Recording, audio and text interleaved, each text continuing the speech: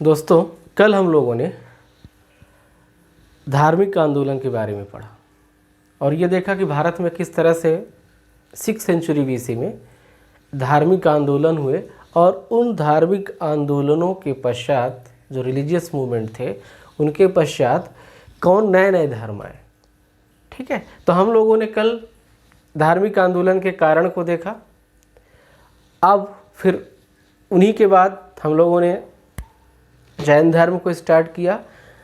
जैन धर्म में मैंने आपको तीर्थंकरों के बारे में बताया, जो महत्वपूर्ण तीर्थंकर थे उनमें डिस्कस किया, चाहे वो ऋषभदेव हों, ठीक है, जिनको आप आदिनाथ बोलते हैं, ठीक है, जो पहले हुए और इनको क्या बोला जाता है, संस्थापक भी बोला जाता है। ठीक है, हम लोग डिस्कस कर रहे थे, पार्श्वनाथ को भी देखा हम लोगों ने, उनके अनुयायियों को क्या बोला गया, निर्ग्रंथ बोला गया। ठीक है, निर्ग्रंथ का मतलब हुआ कि अंदर और बाहर से पूरी तरह से मोह से मुक्त, इसको क्या बोला गया, निर्ग्रंथ बोला गया।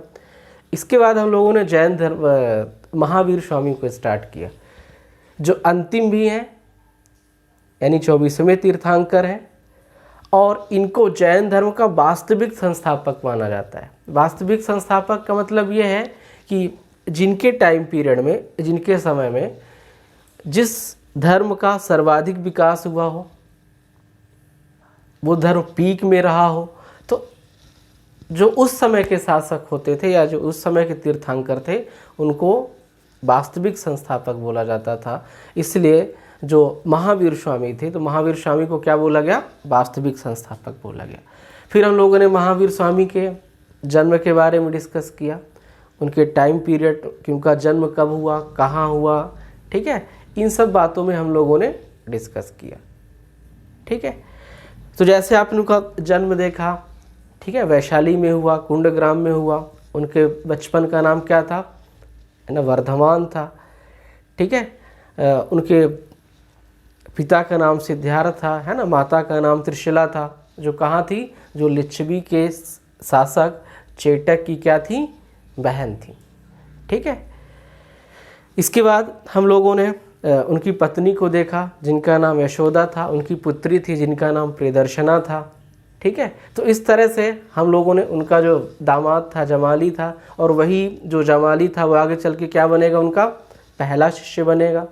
ठीक है, तो इस तरह से हमने उनके बारे में जाना। तो जो महावीर स्वामी के जो अनुयायी थे, जो फॉलोवर्स थे, उनको बोला गया जैन, यानी जो जैन पढ़ा वो कौन कहलाए, महावीर स्वामी के अनुयायी कहलाए।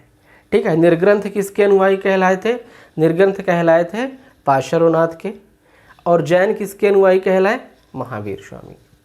ठीक है, अब जो महावीर स्वामी थे वो जब अपने प्रचार में थे, यानी जो धर्म के प्रचार में थे, वो 12 महीने में 8 महीने तो धर्म के प्रचार में ही रहते थे। 4 महीने जो बारिश का टाइम रहता था उसमें क्या करते थे, वो प्रचार नहीं करते थे। ठीक है, तो महावीर स्वामी का ये कहना था, जैसे आप जानते हैं कि लोग जीव हत्या को पाप मानते हैं, तो इन्होंने अपने अनुयायियों को ये बोला था कि आप लोग कृषि कार्य नहीं करें, है ना, क्योंकि उसमें क्या होता है, जीव हत्या हो जाती है, पेड़ को काटना पड़ता है। ठीक है, या जो भी कोई जंतु जानवर होते हैं उनकी हत्या हो जाती है। तो इस तरह से कृषि कार्य के लिए, कृषि कार्य को इन्होंने क्या कर दिया था, मना कर दिया था। इसीलिए आप जानते हैं कि जो जैन वर्ग है वो वाणिज्य और व्यापार में विशेष ध्यान देता है। इसीलिए तो आप लोग देखते होंगे कि जैनों को बोला जाता है कि वो व्यापारिक गतिविधियों में ज़्यादा रहते हैं। ठीक है, तो इस तरह से किसकी कहानी हुई, जैन धर्म से, और पावापुरी में इनकी क्या हो गई, मृत्यु हो गई। ठीक है, ये हम लोगों ने देखा जैन धर्म। अब यहीं से हम लोग स्टार्ट करते हैं जैन धर्म के सिद्धांत को, कि जैन धर्म के सिद्धांत क्या क्या थे। ठीक है, तो आज हम लोग को देखना है जैन धर्म के सिद्धांत। तो देखिए जैन धर्म के सिद्धांत, जैन धर्म के सिद्धांत को। ठीक है, देखिए जैन धर्म के सिद्धांत को।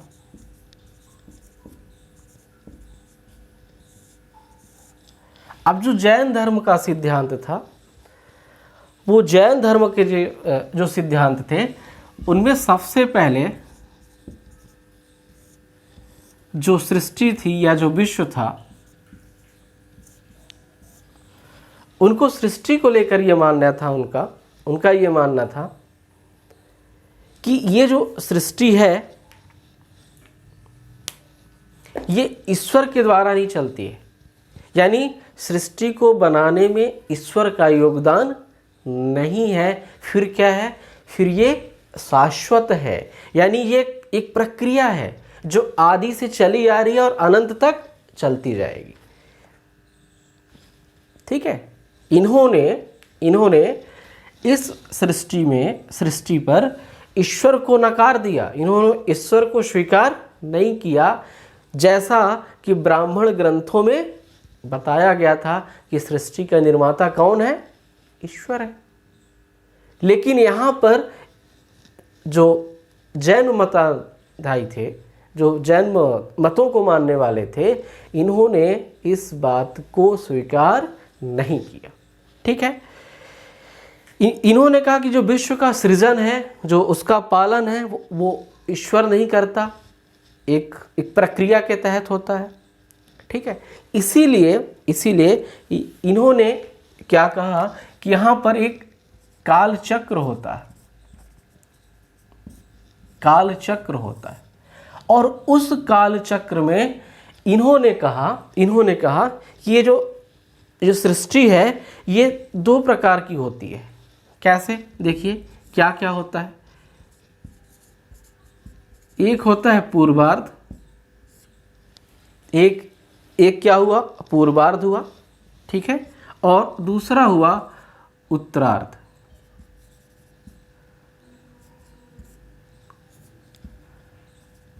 उत्तरार्ध यानी इसको बोला गया उत्थान और इसको बोला गया अवसान। यानी इनका कहने का मतलब ये था कि जो प्रकृति होती है, जो विश्व है या जो सृष्टि है, वो ऐसा है, यानी ये एक प्रक्रिया है। ठीक है, ये क्या है? सिस्टम है। तो यहाँ पर उन्होंने इसको बोला ये उत्थान और यहाँ पर हो गया अवसान। इन्होंने कहा क्या है? एक निरंतर प्रक्रिया है जो आदि से अनंत तक चल रही है, आदि से स्टार्ट होकर और अनंत तक ये चलती रहेगी। इस पर ईश्वर का रोल या ईश्वर की भूमिका या ईश्वर को स्वीकार नहीं किया गया। आ रही बात समझ में? इसी बीच अब आप यहां पर देखेंगे कि किस तरह से जैन धर्म जो ब्राह्मण धर्मों को निगलेक्ट किया, उपेक्षित किया, उसके अगेंस्ट आया, उसमें क्या क्या उसकी विशेषताएं थी, आप यहीं से कंपेयर भी करेंगे। ठीक है, इसके बाद काल चक्र तो इन्होंने दिया, उन्होंने बताया कि उत्थान और अवसान की बात की। यहीं पर इन्होंने दो बातें और दी, दो तत्व दिए और दो तत्व वो क्या थे?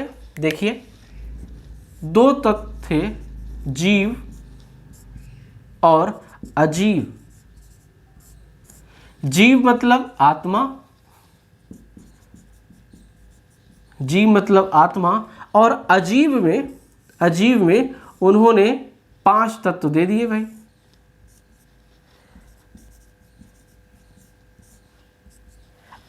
ठीक है, जीव का मतलब हुआ आत्मा। ठीक है, अजीव का मतलब क्या हुआ? पदार्थ, काल, आकाश। क्या? पदार्थ, काल, आकाश। ठीक है, धर्म और अधर्म।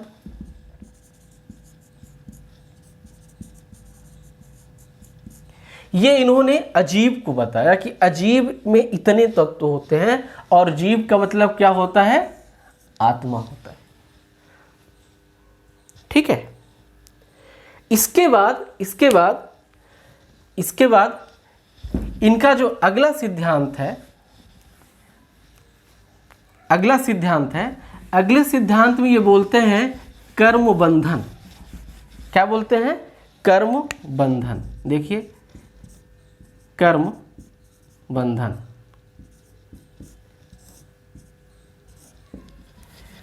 कर्म बंधन में इनका ये कहना है, कर्म बंधन में क्या बोलते हैं? कर्म बंधन के बारे में ये बोलना है कि जो जीव है वो जीव कैसा है? निर्मल और चैतन्य है। जो जीव है वो निर्मल और चैतन्य है, और वो जब सांसारिक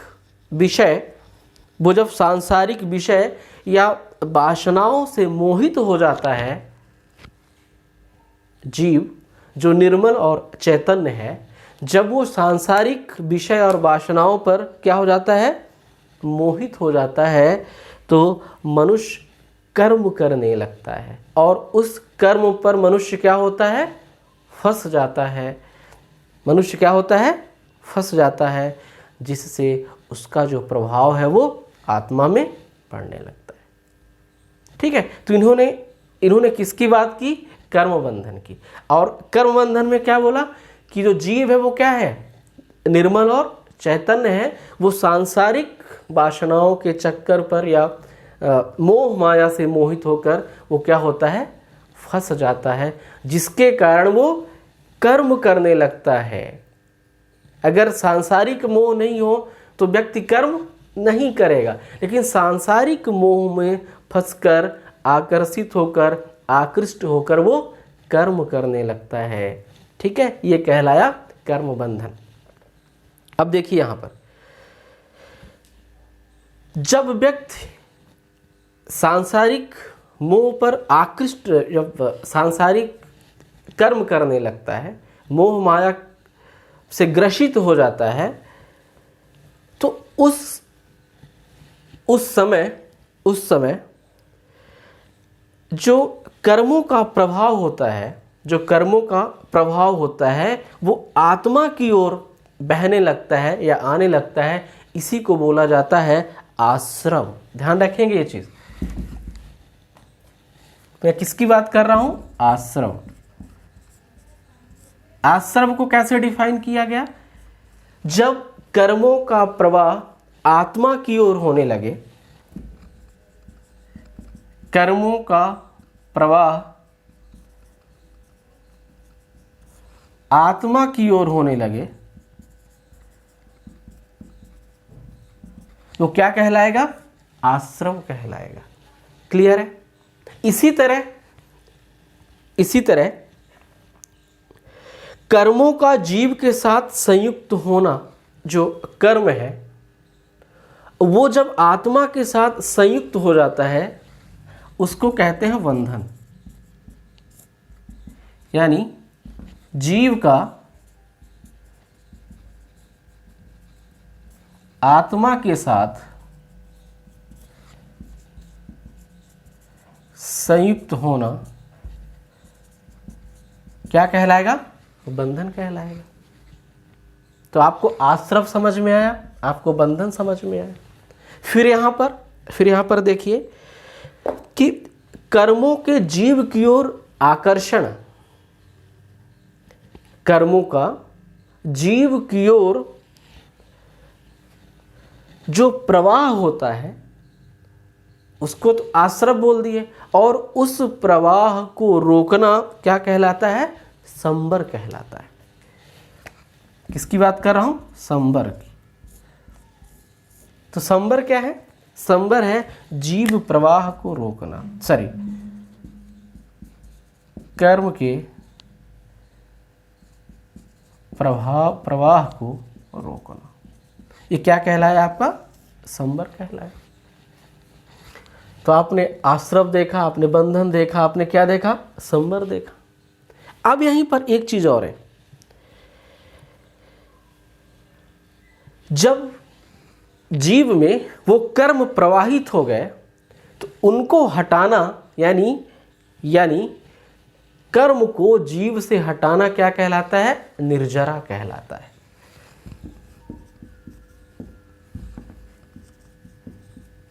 निर्जरा, इसका मतलब क्या हुआ जीव से कर्म को हटाना। जीव से कर्म को हटाना क्या कहलाया? निर्जरा कहलाया। ये चीजें आप ध्यान रखेंगे, ये सब 3 मार्कर में है। ठीक है, तो आपको निर्जरा समझ में आया, आपको आश्रम समझ में आया, आपको बंधन समझ में आया, आपको संबर समझ में आया। अब जीव का कर्म से अवशेष बिल्कुल अगर समाप्त हो जाए, अगर जीव से अगर कर्म का अवशेष बिल्कुल समाप्त हो जाए, कुछ भी न रहे, तो उसको बोला जाता है निर्वाण, यानी यहीं से मोक्ष की प्राप्ति हो जाती है। आ रही बात समझ में? तो ये इनके सिद्धांत थे। ठीक है, अब इन्हीं सिद्धांत के बाद, इन्हीं सिद्धांतों के बाद उन्होंने शिक्षाएं दी। इन्हीं सिद्धांत को, ये तो उनके सिद्धांत हो गए कि आश्रव, बंधन, ये सब चीजें आपको कर दी हैं। ठीक है, सृष्टि कैसी है ना, कालचक्र क्या होते हैं। अब इसके बाद इन्होंने शिक्षाएं दी। क्या दी? शिक्षाएं दी। देखिए जैन धर्म की शिक्षाओं में क्या क्या है। जैन धर्म की शिक्षाएं देखिए इनको।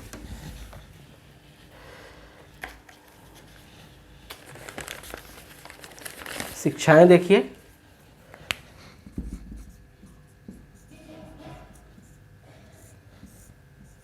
शिक्षाएं जैन धर्म की शिक्षाओं में पहला है त्रिरत्न। ध्यान रखेंगे त्रिरत्न को। ठीक है, 3 मार्कर में कई बार पूछा गया त्रिरत्न। त्रिरत्न क्या है? त्रिरत्न ये है कि ये जो जैन धर्म के सिद्धांत दिए गए कि आपको सृष्टि को नहीं मानना है ना, कर्म बंधन, आश्रम, ये जो सब बातें बताई गई, ये कैसे संभव है? भाई सिद्धांत तो दे दिए गए, लेकिन उस प्रिंसिपल का पालन भी तो होना चाहिए। वो कैसे होगा? उसके लिए कुछ गाइडलाइन दे दी गई। उन गाइडलाइनों में पहला टर्म हुआ वो हुआ त्रिरत्न। क्या हुआ? त्रिरत्न हुआ। त्रिरत्न का मतलब क्या है? त्रिरत्न का मतलब है कर्म फल की प्राप्ति के लिए त्रिरत्न का पालन करना, या इसको ऐसे भी बोला जाता है कि त्रिरत्न क्या है? निर्वाण की प्राप्ति के लिए त्रिरत्न का पालन करना। और वो त्रिरत्न कौन कौन से हैं? देखिए जरा, देखिए त्रिरत्न हुए आपके, त्रिरत्न हुए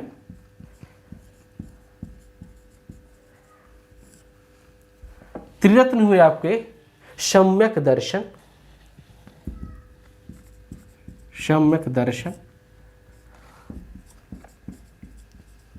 सम्यक ज्ञान,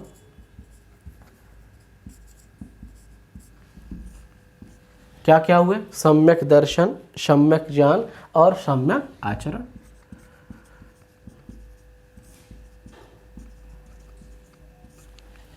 ये क्या हो गए आपके? ये हो गए सम्यक, ये क्या हो गए? त्रिरत्न। इनके द्वारा ही आपको जो सिद्धांत बताए गए हैं उनका आप पालन करेंगे। ये कौन कहता है? जैन धर्म कहते हैं। अब यहां पर सम्यक दर्शन का मतलब क्या है? सम्यक दर्शन का मतलब है कि आप श्रद्धा और विश्वास रखें, सही विश्वास रखें। किस पर? जो तीर्थंकर हैं या जो आपके धर्म गुरु हैं, उनका क्या करें? आप विश्वास रखें, उन पर श्रद्धा करें, उनको सुने। ठीक है। सम्यक ज्ञान का मतलब क्या है? सम्यक ज्ञान का मतलब है कि आप सही ज्ञान लें, गलत बातों का अनुकरण ना करें। और सम्यक आचरण का मतलब यह है कि आपका चरित्र क्या होना चाहिए? अच्छा होना चाहिए। ठीक है, तो ये सम्यक मतलब सही, सम्यक मतलब सही। ठीक है, तो सम्यक दर्शन, सम्यक ज्ञान और सम्यक आचरण, ये क्या हुए? त्रिरत्न हो गए। किसके? जैन धर्म। ठीक है, चलिए ये आपको त्रिरत्न हो गए। ये शिक्षाएं हैं, इन्हीं शिक्षाओं के द्वारा जो सिद्धांत दिए गए हैं उनको क्या करना है? आप प्राप्ति करेंगे, अदरवाइज नहीं हो पाएगा। ठीक है, चलिए इसके बाद त्रिरत्न के बाद आता है पंच महाव्रत। त्रिरत्न के बाद क्या आता है, देखिए पंच महाव्रत।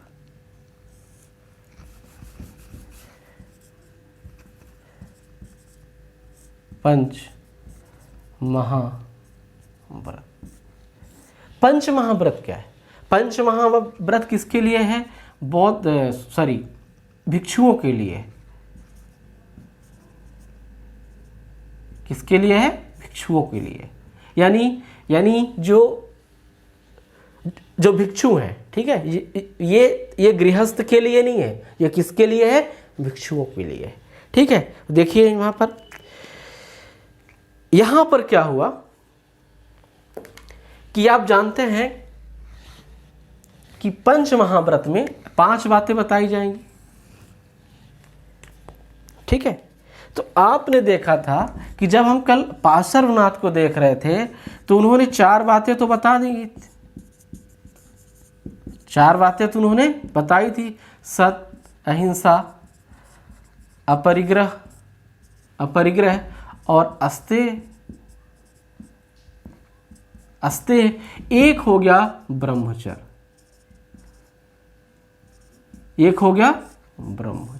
तो ये हो गया पंच महाव्रत। तो ये 4 तो किसके द्वारा किए गए? ये दिए गए पार्श्वनाथ के द्वारा। किसके द्वारा? पार्श्वनाथ के द्वारा। और ये जो पंच महाव्रत पूरा हो गया, ये किसके द्वारा दिया गया? महावीर स्वामी के द्वारा। ये पूछा गया क्वेश्चन, ठीक है, इस चीज को ध्यान रखेंगे। तो पंच महाव्रत किसके द्वारा दिया गया? महावीर स्वामी के द्वारा दिया गया। क्लियर है?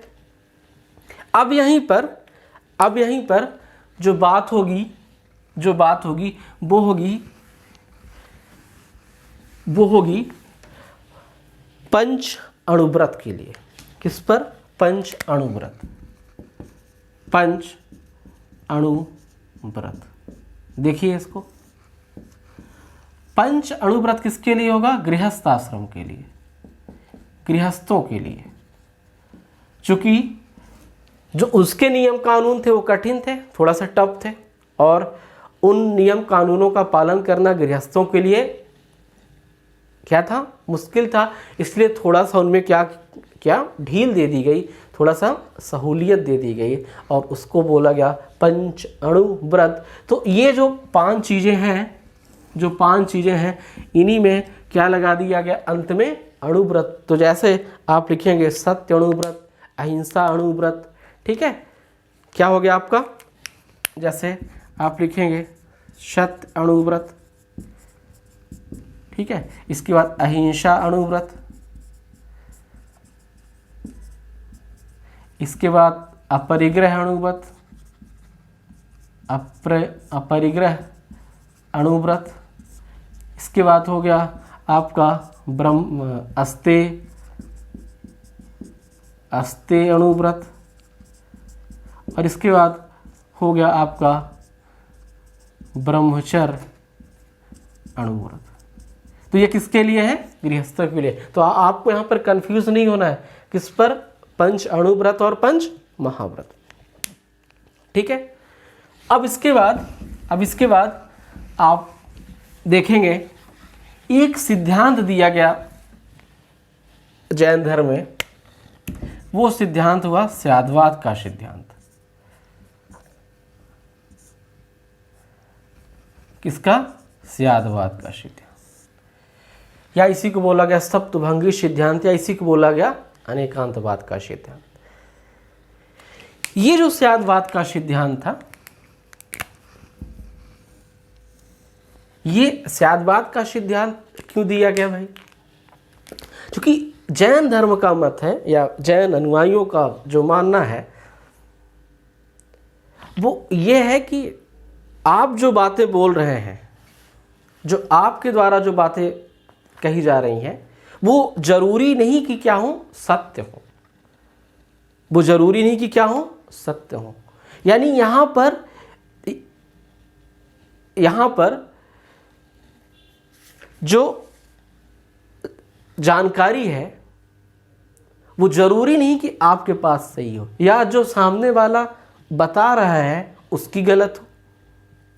यानी आप अपनी बातों को ये नहीं कह सकते कि ये सही है या गलत है। ठीक है, समझना शायद बात को। यानी ये बोला गया कि यह ज्ञान की सापेक्ष किसका, यह ज्ञान की सापेक्षता का सिद्धांत है। इसको आप पूर्ण विश्वास से नहीं कह सकते। ठीक है, या जो सामने वाले बात को बोल रहा है उसको आप पूर्णतः गलत भी नहीं कह सकते। उसका इन्होंने रीजन दिया, क्यों? उसका ये रीजन दिया कि किसी की बात को स्वीकार करना या स्वीकार न करना ये संभव नहीं है। तो उन्होंने बोला कि जैन धर्म के 5 प्रकार के ज्ञान होते हैं। जैन धर्म में 5 प्रकार के ज्ञान होते हैं। जैसे मति ज्ञान हो गया, है ना, श्रुति ज्ञान हो गया, ठीक है, दिव्य अलौकिक ज्ञान आप उसको कहते हैं, ठीक है, वो ज्ञान हो गया, ठीक है, जो मन के अंदर से बात आई, ठीक है, वो ज्ञान हो गया, एक कैवल्य ज्ञान हो गया। तो इस तरह से इन्होंने 5 ज्ञान की बात की, और इस 5 ज्ञान को इन्होंने प्राप्त करने के लिए 3 साधन बताए। उन 3 साधनों में कौन कौन से हैं? एक प्रत्यक्ष, ठीक है, दूसरा अनुमान, और तीसरा तीर्थंकरों के सुनकर। तो जब इतनी सब बातें हो गई तो इन्होंने बोला कि आप ये एक सापेक्षता का सिद्धांत है, इसको आप किसी को स्वीकार करना या अस्वीकार करना या किसी बात को सही मानना या उसको गलत मानना ये संभव नहीं है। इसीलिए आप देखते हैं कि जैन धर्म में शायद शब्द बहुत बोला जाता है ना, शायद। उन्होंने 7 प्रकार के शायद हो सकता है, ठीक है, शायद ना हो, शायद हुआ हो, तो ये सब उन्होंने, जैसे शायद है, ठीक है, शायद नहीं है, शायद है और नहीं है, ठीक है, शायद नहीं कहा जा सकता, इस तरह से उन्होंने 7 प्रकार के शायद बताए। और एक छोटी सी कहानी बताई उन्होंने। इसको प्रूफ कैसे किया? इसको प्रूफ किया उन्होंने कि जैसे मान लो कि 6 अंधे थे और एक हाथी था। 6 अंधे थे और एक हाथी था। तो जब एक अंधा जो पहला अंधा था, वो हाथी के पाँव को पकड़ा, और हाथी के पाँव को पकड़ने के बाद ये बोला, ये तो क्या है? एक पिलर है। क्या है? एक पिलर है। दूसरे अंधे ने पकड़ा पेट को, तो ये बोला कि ये तो छत है, एक फ्लैट चीज है। ठीक है, सबको अलग अलग चीजें फील हुई। वो सब अंधे थे, उनको दिख नहीं रहा था। तो अब यहां पर यह कहा गया कि वो जो अंधा, जो हाथी के पैर को पिलर बोला, फील करके उसको छू कर उसको दिखा तो नहीं, तो क्या उसका कहना गलत था? नहीं था। अगर उसको छूने से उसको पिलर समझ में आया तो क्या उसकी बात गलत है? ये तो आपको दिख रहा है इसलिए आप बोल रहे हैं कि वो हाथी का पाँव।